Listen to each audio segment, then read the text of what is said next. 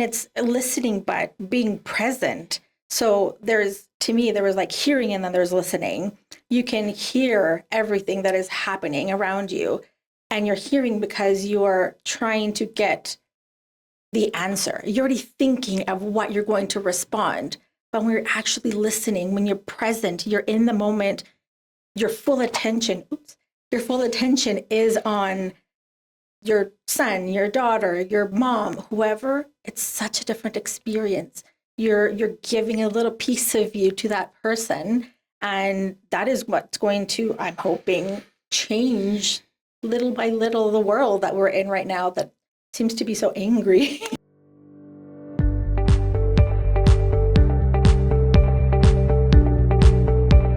Welcome to Hear Me Out with Belinda. Today I'm chatting with my friend and ex-colleague, Maria. Welcome, Maria. Thank you for having me. I'm very excited to be here and share this experience with you today. Well, thank you. Yeah. So I think we should start off by saying how our friendship grew, right? We started off as colleagues several years ago in a corporate hearing world. But I personally feel our friendship really grew after you'd had the same almost negative experience as I had before leaving. And then we could connect on that and really talk about that path.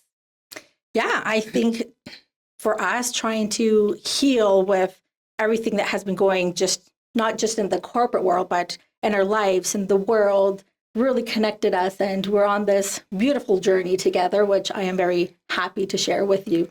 Well, thank you. So I'll go back to my story. I worked for a corporate hearing clinic for just under 8 years. I was at the same location, and initially I really loved it, that they treated me well. I had good benefits. My kids were younger, so if I needed to call in sick, it was never a problem. I felt supported. And I think it was only as I got older and the kids got older where I started looking a little closer at things. And maybe things had changed as well, different management and different executive leadership. But when I started looking a little closer, there was these little signs that started happening. And I was like, they don't align with my integrity or my belief system of how to treat a person, especially a person in the hearing world where there's a trust factor, right? They're coming in, you're building a relationship with them. It's not a quick purchase and out they go. Like it's, as you know, it's a continued journey with them. What did you feel? Did you have the same experience? Similar, yes. I do resonate with what you say at the beginning. And I mean, it's like anything, right? When you're going, for me, it was a new industry, although I have been in the medical field for almost 10 years. It was a bit different, challenging, which I loved. I love to learn.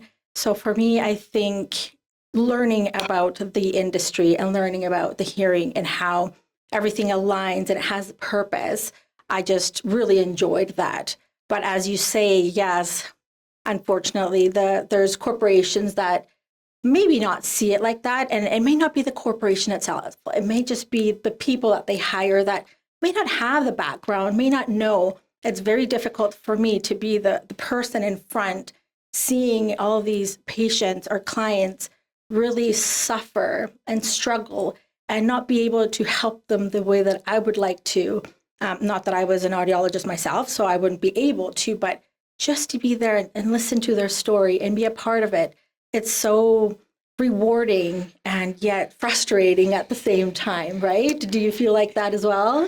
Yeah, I think for me, it started when my youngest son, I was starting to explore the auditory processing and I'd had him tested. So I knew that he had an auditory processing weakness, which I knew was part of why he was disruptive in the classroom. And going into grade 3, he needed the help. And so I had approached management at the corporate to say, this is what the list price is for it was the Roger system with the little Roger focus on his ears. And I was like, what sort of discounts can you give me?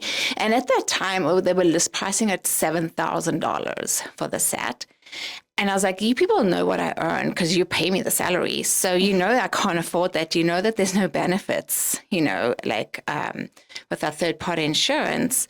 So what can you do to help me, And they pretty much went all the way to the top and they turned around and said nothing. So I was on my own to buy it. So, of course, I did get the device for him, and the difference it made in the classroom and in his life was remarkable. And I'm really pro treatment of auditory processing, which is a different conversation itself, because it's not even diagnosed through Alberta Health Services. But that was just the start of the blinkers coming off for me. And I just thought, wow, they are not even prepared. They are in the hearing world. They have a partnership with the manufacturer of the product I'm going to be buying, and they're not even willing to help me. So that was part of, I think, the downfall as to the blinkers, coming off, and what led me into my own practice, my own clinic, where I have autonomy, where I can make the best decision for the client, for the person sitting in front of me. I'm not limited to this. I feel like it's become a cookie cutter, right? Like they teach you, like, this is what you're allowed to do. These are the parameters. You got to stay within this box. But people don't live in that box, right? So that's exactly it. And when I go back to being such a loving industry and also being so frustrating, right? It's that frustration as in, you are the face. Literally, you are the person in front of your patient, and to have your hands tied and not be able to really, truly give them what you as a person standing in front of them want to. Yeah, it's frustrating. And there's not a lot of knowledge out there either, because it's frustrating in the industry, but it's also frustrating when it comes to their patients, and they come and they see this advertisement and they're like, oh, I need that. Well, no, it's not what's best for you. Yeah. So how can you approach that when they're just, no, this is what I want. This is what the TV says. Well, no, let's try to educate all these people, and let's try to do what's best for you. But I find that is very difficult to do too, when you only have a certain amount of time in the day to see so many patients or clients, and where does that fit in? Yeah. I think that's part of why I started this podcast, is for the education part as well, to educate the community on the importance, number one, of hearing healthcare, but also, what is hearing healthcare? What does it mean? Like, you're not just buying a commodity. You're not walking in and buying something off the shelf. Like, you're relying on your hearing care professional to help you, right? There's a lot of auditory rehabilitation. There's a lot of counseling that goes into it to make sure that the person is successful with the hearing aids. And that's the part that I think where large corporations, going back, try to put you into that cookie cutter and sell this product, and this is what we're advertising, and this is what we're getting a good deal on, or a good profit margin on, or whatever the case may be. But it's not always right for that person. And then the consumers don't actually know that either, right? So they're seeing a good deal, they're seeing a good price point, and they're like, oh, that's going to work for me. That's what I want. But no, it's not necessarily what's the right fit for them. Like, it's not taking into account their lifestyle needs, or their hearing loss, or their listening understanding. Yes. Yeah. Well, I would explain to our patients that would come in, and I was like, well, you have a hearing loss. Okay, so what's the next step? Well, you need hearing aids. Well, what if I only want one hearing aid? Well, that's not how it works. So I would explain to them, well, if you go get your eyes checked and they say you need glasses, do you only get glasses for one eye? And it's so different than glasses. You go, you get your glasses, you put them on, you can see a lot clearer. You take them off, blurry, okay, you need glasses. But when people can hear, yet they don't realize, they don't understand, because nobody has taught them. It's not their fault. There's just no information out there. How by the end of the day, their brains are exhausted. They're tired. They can't remember. They can't sleep. Their cognitive starts to deteriorate because they have gone so long without aiding or helping that hearing loss. But then they come to a business where it's just like, okay, well, I unfortunately only have an hour with you today. Let's do this, and this, and that. You don't have the time to share and explain, as you say, counsel, right? I believe, for me personally, because I did most of the counseling, was probably 80% of my day was counseling or helping them through this journey, because it's almost a partnership with your patient, right? They come to see you and they're struggling. What are you going to do to help them? And it's not just come in, here are your hearing aids, bye, we'll see you in 5 years when it's time to get new ones. You see them probably more than you see your family sometimes, because you're there more often. You create a family with them. when you really care. Yeah. And that's where I feel that it's very difficult. Yeah. So as a friend, I am really happy that you have your own clinic, because now you get to do those things yourself. I know. And I think that's part of the story, right? I have many people. I mean, we can talk about the corporate and when I left and stuff and how they wouldn't tell anybody where I was. But, thank goodness for Google and YouTube and stuff, and people can eventually find you. And the amount of people that will travel down to come and see me, I take as such a huge compliment that had so much impact in their lives and that they trust me, right? And then some of them will actually say, I went to other locations or I went back, but it just wasn't the same, And I think that's going back to it. It isn't the same because the hearing care professional cannot be the same. They are limited in the amount of time they can spend with you. Their calendars are controlled, from the minute they walk through the door, from 9 to 5, their calendar is controlled by someone else. They have no say. They get told how much time they can spend with each client, how many tests they have to do a day, how many fittings did they do a day. Those are the metrics that they are then evaluated on for their own increases, right, for their own career. So, of course, they're going to be focused on those metrics. I was the same. I can tell you almost the horror stories of colleagues and stuff that, focus on the selling part, right? And very successfully. And it would go back to, like the manager asking them, how many people did you help today? But when you tell them the story of the person who came in who was so grateful to you because you helped, clean and fix the hearing aids because they're from, out of town and they're here for, a family member's funeral service. And so by, fixing the hearing aids so that it can actually be present and hear that service was so impactful to them.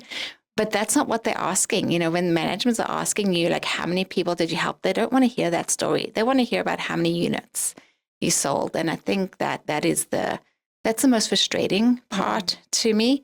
And it's one of the biggest things in the 4.5 years of being out on my own that I can say my partners have never asked me once, right? How many units did you sell today, Belinda? It's always been about the relationships. How many relationships have you built? Have you been listening? What's going on in the community? Are you active in the community? So that people, number one, start trusting. And I think that goes deeper and probably touching on what you're doing now is building those community that relationships and trust, because somehow, not this in hearing, but the last few years have been chaotic where we've lost trust in corporations and big box stores and this and that. And so we're like starting grassroots again. We're starting to build those little communities, those networks of trust. And and that's where we have to be, is to build it up for everything. Yeah, I would love to share a story with you that led me into what I am doing now, actually. As you said, building those relationships. I had, at the time, a patient that would come and see me. She would travel 45 minutes, and I wasn't even her professional that was literally helping her, but we just kind of, that one day I was there and I helped her, and what was supposed to be a 20-minute appointment ended up being an hour. And I was like sweating because I was like, oh my God, I'm going to get in trouble because I'm spending all this time with this person. To later find out that that person decided to only come to that clinic because of me was such an honor. It was such a beautiful experience.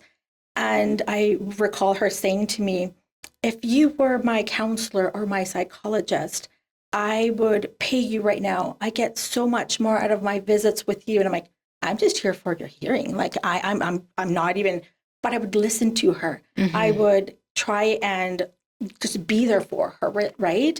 And I was hearing related. Don't get me wrong. I wasn't just wasting time either, but it was for her, her hearing was such an anxiety part of her life. And if anything just went wrong, she was like out. She couldn't mm-hmm. function, right? So for me to be able to have that time, thankfully that day, that led her to be just such a beautiful soul that would look into coming to see us just because that day I gave her the time and listened to her was what really got me thinking, what am I doing here? Yeah. I need to pursue something that I can continue to do this and grow for myself. And I left, and then I went in to do my master's in psychology. So Yeah. I am so happy with that. So you're going to get to talk to people a whole lot more soon and help them and help guide them. And I think you're getting close, right? You're finishing next year. I finished, so I'll be done December, my first year, and then I have half a year and then my practicum. Nice. Yeah. Yes. Yeah. So all the counseling, all of the work that you did within the hearing led you to something, right? So I think that's always the silver lining, right? Or the positives of everything. I think you touched on something that our podcast producer said was we're better hearing starts with listening. And that's really with everything, right? If you're not listening to your client, if you're not listening to, your employee or your spouse or your child or whatever, there's a break down in the relationship, right? And and it's unfortunate that I think that's where it all starts, right? Is we're not listening. Well, and it's listening, but being present. So there was like hearing and then there's listening. You can hear everything that is happening around you, and you're hearing because you're trying to get the answer. You're already thinking of what you're going to respond. But when you're actually listening, when you're present, you're in the moment, your full attention is on your son, your daughter, your mom, whoever. It's such a different experience. You're giving a little piece of you to that person. And that is what's going to, I'm hoping, change little by little the world that we're in right now that seems to be so angry. Yeah. I was asked to do a presentation for a local company for their professional development day. And it was basically about hearing, because I do work with some, clients that do need hearing aids. And I thought long about it, and I went back and forth with what to put on the presentation. So I focused on hearing, and obviously hearing healthcare, but also the power of listening, and so how it combines together. And I did not a lot of research. I did quite a bit of research into the power of listening, and tying it back to one of my clients as well, of being present and his memory. And so although I'm not a scientist in that field, but it was very interesting to learn how if you're not present, you're not focused on that person, you won't remember it, right? So that's why we can sometimes drive home from work and we're so distracted, we can actually get home and think, how did I get here, right? I think we've all had those moments, right? Where you can't remember the drive, and it's because you weren't present. Your mind was wandering all over. You were just going through the motions. And and that's where listening starts. And then, of course, you add hearing to that, where a person has a hearing loss and they're trying to focus, but there's external noises or they can't catch the words clearly. So they're trying to put the puzzle pieces together of the words that the person is saying. And it's a lot more complex, right? It's a lot more tiring. Like I said, that's where the whole people with the hearing loss can report higher rates of, anxiety and depression, because it's harder for them to be that active listener in those situations. Well, and then they isolate, right? And if they start to isolate, they start retracting. They don't want to be with family or friends because, well, it could be embarrassing or it could just be exhausting for them, which then leads them to more anxiety and depression and then cognitive. And again, part of being in the hearing industry and now into psychology, it's fascinating how I'm learning how it all interlocks and being present and communicating and talking and listening. It's just fascinating to me. And I'm grateful that I got to witness and be a part of that experience to make it a little bit easier for me. Yeah. Right? How do you find it when patients come and they tell you that they don't know that they have a hearing loss, but yet they don't go out because it's too hard for them to hear? How does that make you feel? It depends actually on the person. I think that's what I'm starting to ask myself now, why is the person coming in for a hearing test, right? Are they coming in or a comprehensive hearing evaluation? Because I'm trying to differentiate between that in that clinic. Now, some people just want to know that they're hearing within normal parameters. So, you can do a quick air conduction threshold test, make sure that that's within normal parameters, but that really doesn't tell you very much about the person's overall hearing, because going back to auditory processing, they test within normal parameters, right? They can't hear within noise. But so in the clinic, once again, I'm trying to differentiate between those that want just a quick test. They just want to know, to those that want that comprehensive hearing evaluation that really want to understand the hearing loss, and they are prepared to treat it should there be a negative outcome, meaning should there be a diagnosis that they have a treatable hearing loss, they are willing to pursue treatment with it. Because it's very frustrating when somebody's coming in. I actually had it last week. Because as a person, I value myself and I value my education and I value what I give my clients. But this person drove in from Vulcan. So it wasn't even a quick round the corner drive. And I think there was two things wrong with the appointment. He was over 75 and he came in, and one of the questions I'll generally ask is, what brings you in to see me today? So I can really just narrow down on what does this person need from me today? Like, how can I help them? And he said, oh, I came because I thought I'd help you earn some money. So I was like, oh, okay. I was like, so, you have a hearing loss and you want to purchase some hearing aids and help. You want me to help you with it? He's like, no, I came for a hearing test. And I was like, so how does that help me earn some money? He's like, well, because you get paid for it. I was like, no, I don't, right? Like, you do understand, only the people working for Alberta Health Services in their diagnostic centers get paid to do hearing tests. All of the other private clinics, or when, your corporations, we don't get paid to do a hearing test. Mm-hmm. And so I'm not understanding. I was like, I'm happy to help you, and I will do your, complete hearing evaluation today, but I do need you to understand that, mm-hmm. So that you can, start spreading the word, right? Yeah. To evaluate. So I did his hearing test. And at the end, he said, and he does have a significant hearing loss. And he was like, yeah, I know that. But it's like, I don't actually want hearing aids. I don't want to treat it. I don't want to do anything. I just came for the test. So it's almost like he was lonely. That's what I felt from him. He came in, he wanted the appointment because he wanted to connect with someone. And I said to him, you know what? This will help you reconnect with people by treating your hearing loss. You'll be able to hear better in this situation. So whether you're going into the grocery store and you're just making that idle chit chat with, the customer service mm-hmm. person, you're making a connection with them. I said I'd check in with him today to see if he's going to, but I left him with a little bit of food for thought, I'm hoping. But yeah, on that, like valuing things from that, what are we doing here? How are we helping that person? Right? But again, we go back to, there is a lack of information out there, right? It's because, again, you go to get your eyes tested, and if you're under a certain age, it does get covered by mm-hmm. Alberta Health Services when hearing doesn't. But then there's certain companies that will charge for a test, and not all of them do. So then they're like, because I would get so many calls, well, how much is it for the test? Well, it's free. Oh, well, then why haven't I ever known about this? I'm like, I don't know, come and get tested. I'm like, it's free.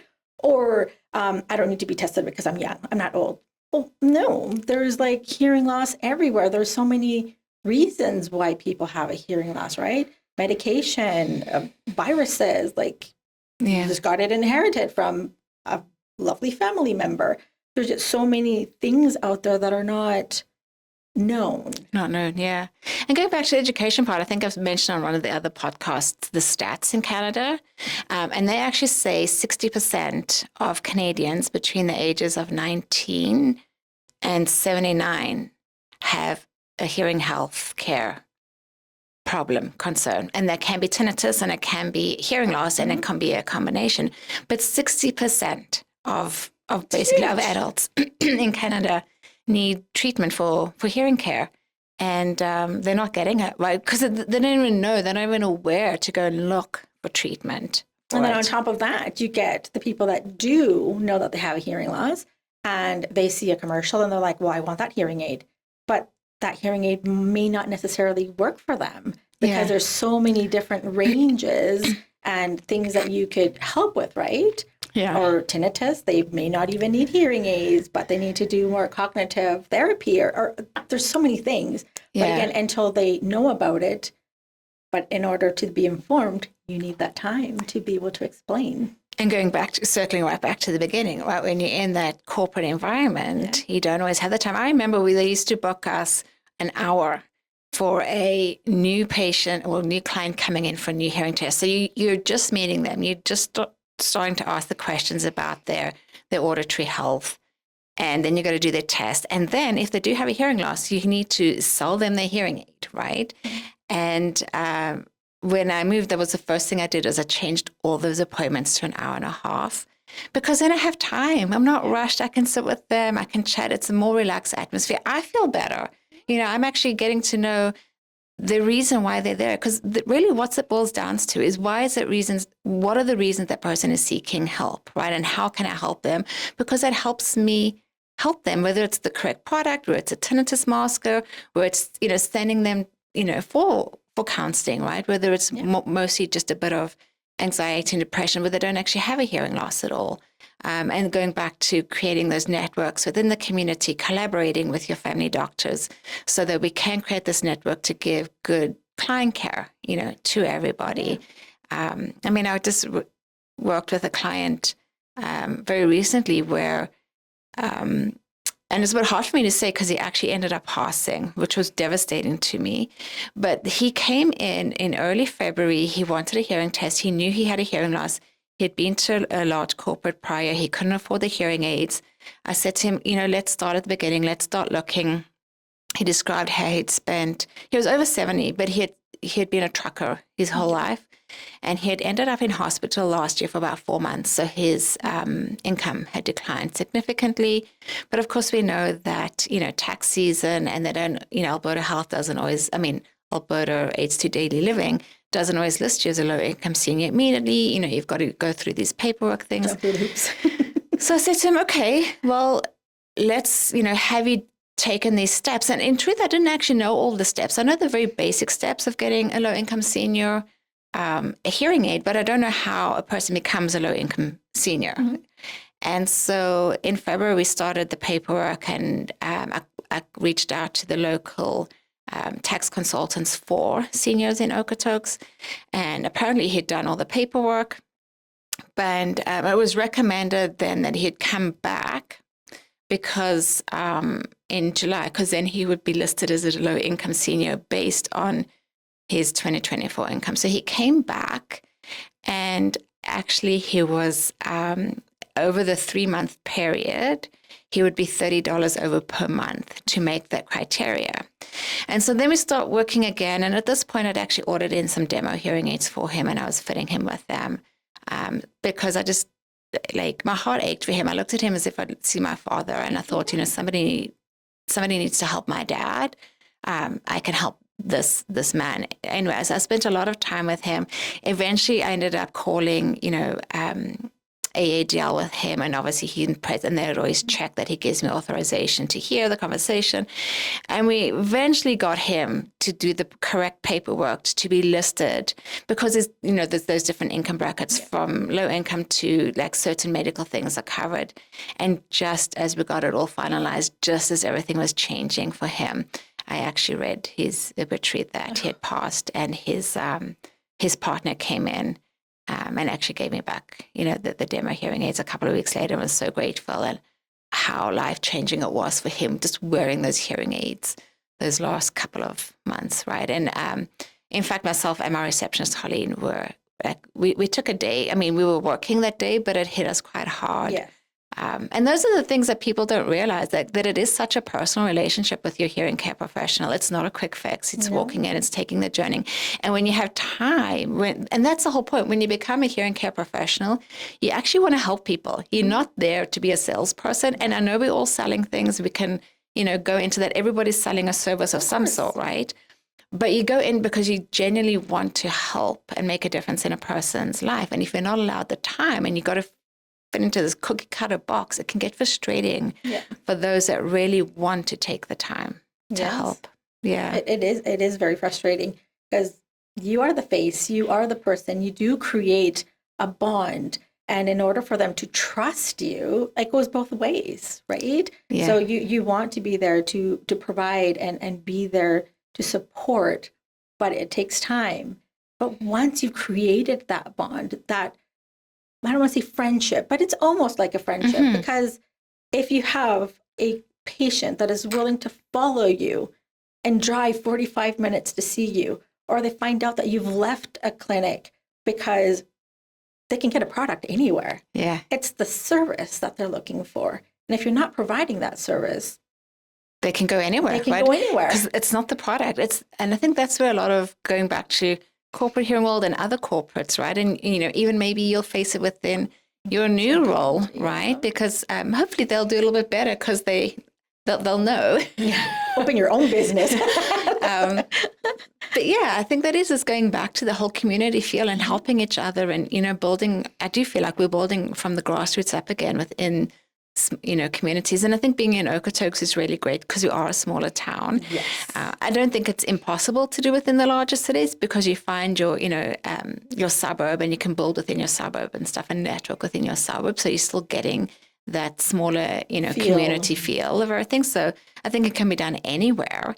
It's just maybe a little bit harder, but you have to just find those connections. I think of the Rotary Club, being a member of the Rotary Club of Okotoks. There's Rotary Clubs all over. And so just connecting those different areas, you're starting to create, they're trying to do good within their local suburb or their local, community. And there's several within Calgary as well, so just we're going off in all angles here. But I think the message is the same, yes. right? Is like supporting local, going grassroots up for everything.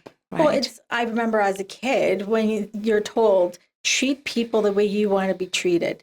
And it is true. You do it everywhere, anywhere. You go grocery shopping, the person that's helping you bag, right? If you're loving and caring to them, you never know where they're going to be down the road 5-6 years. They may end up being your boss. Yeah. But if you are truly doing it from your heart, it's only going to pay back. Exactly. And then it goes over to the next person and the next person. And then we create this beautiful community and we help each other out. It's not about who's better or who has the best product. You know what?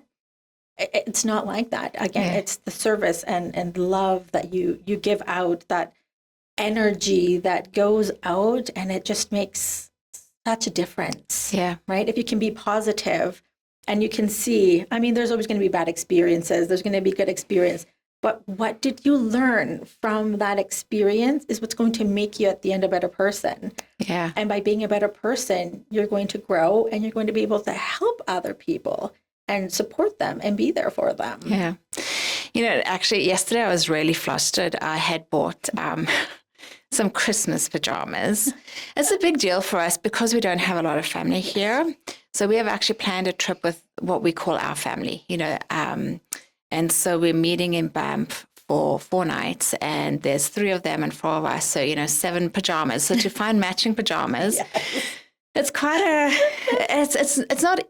it's not easy. So anyway, I was on Walmart's website and I even got Ethan because there's no schools right now. Teachers are striking. So he came in with me last week and we picked out everything. And just as we find the right pajamas that everyone's going to be comfortable wearing, we think, then they're out of stock in the sizes, right? So you have to go. So it was this whole thing to find the correct pajamas. Finally, we got it, paid for it, put in the delivery.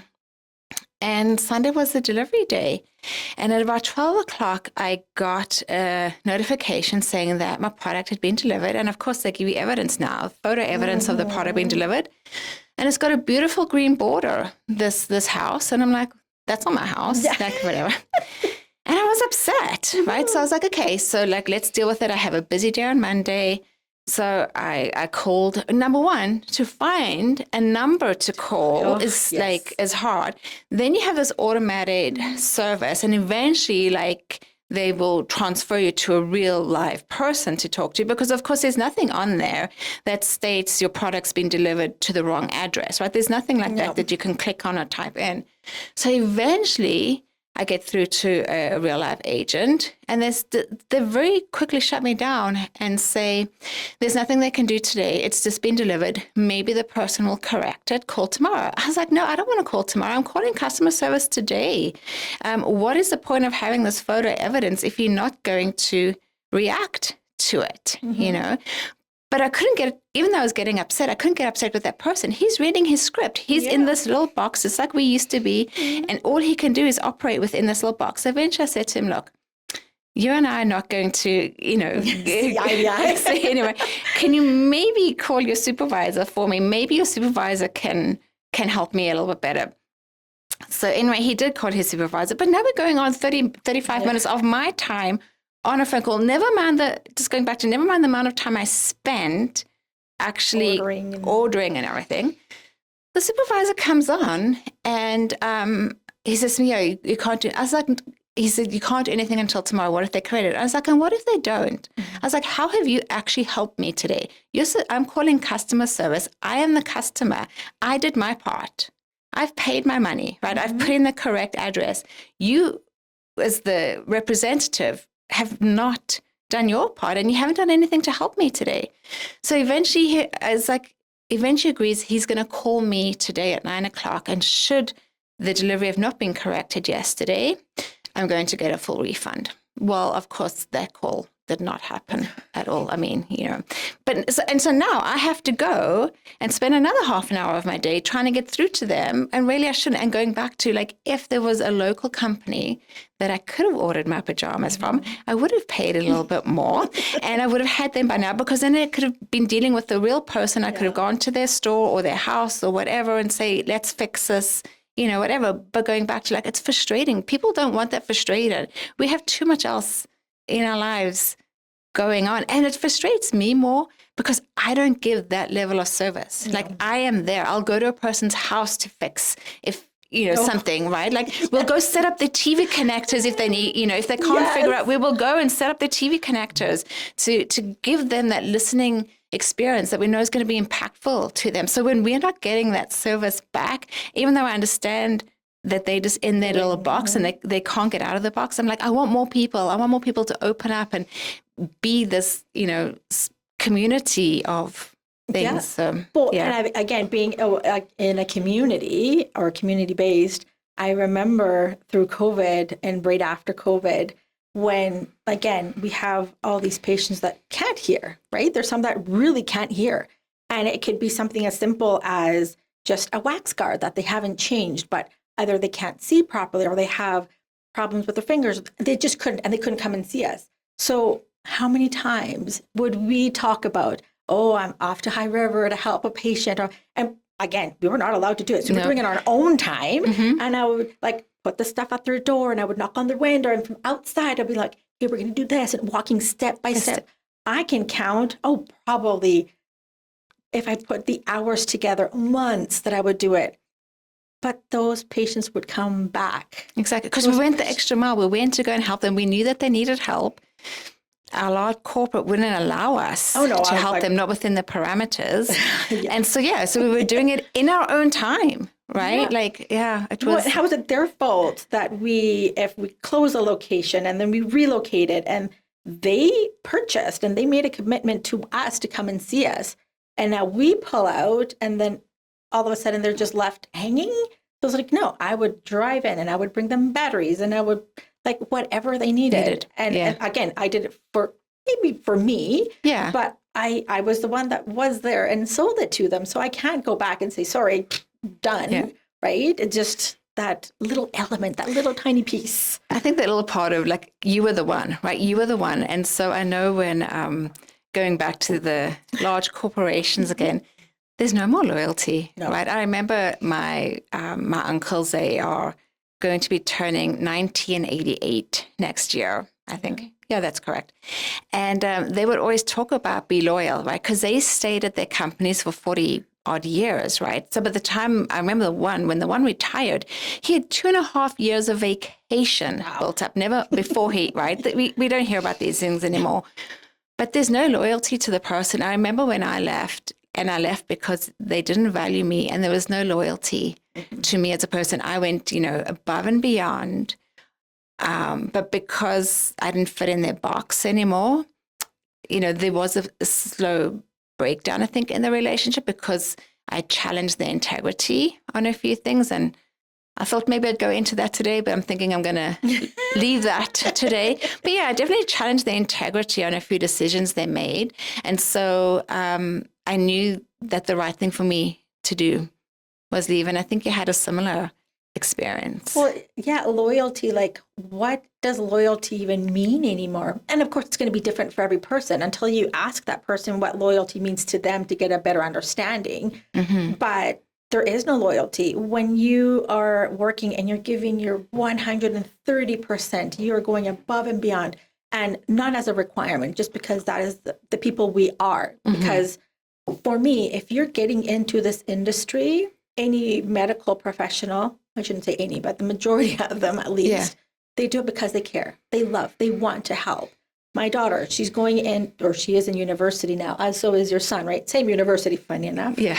And she wants to be an optometrist, right? Yeah. And at one point she even thought, Mom, maybe I'll become an audiologist. And I was like, well, we'll sit down and we'll talk about it a little bit more, because yes, it's not as easy as it would be for optometry, because you sell, they're gone.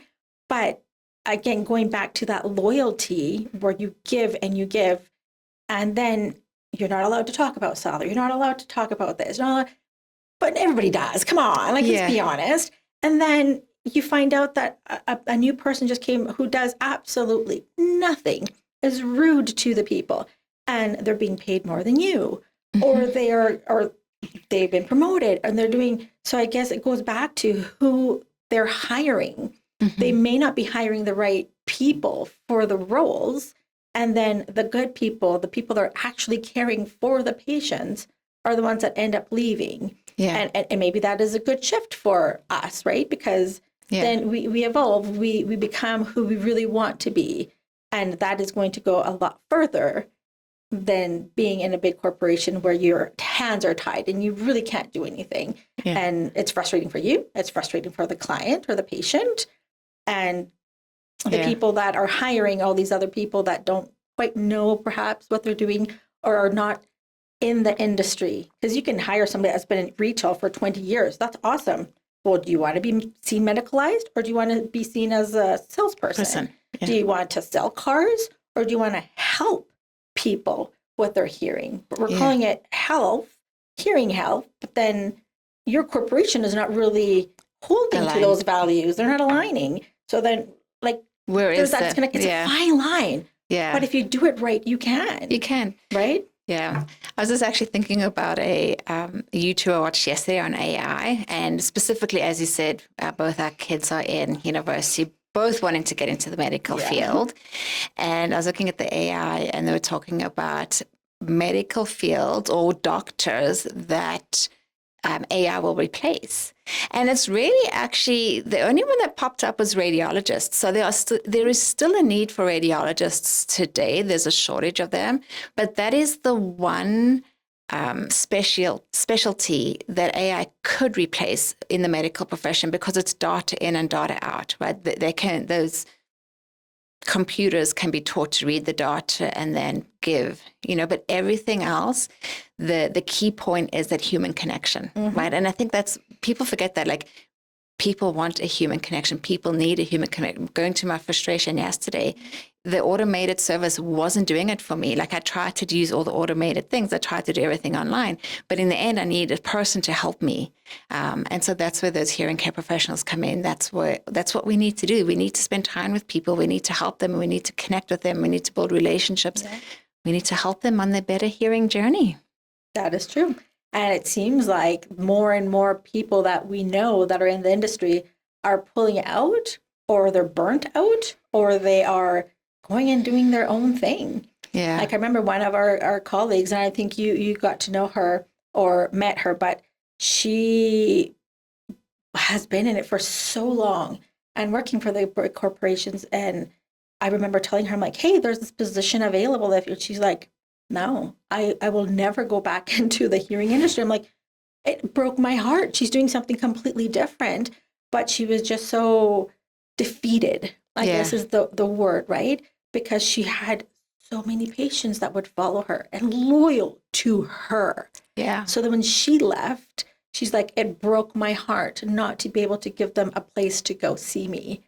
And all I could do was refer her or him or her, whoever, to people that I knew and I trusted. Yeah. But again, it goes back to a person she trusted, not a corporation, not a name brand, not anything. And she's doing great, but it is eye-opening. It really is. I think we should probably call time today because you and I can chat about this for forever. Yes. But it was a really great. Thank you so much for being on the show. And I'll just go back to all of our viewers. Look local, look for the connections, I guess, and look for the right person to help you, whether it's on your better hearing journey or just connecting in the local community.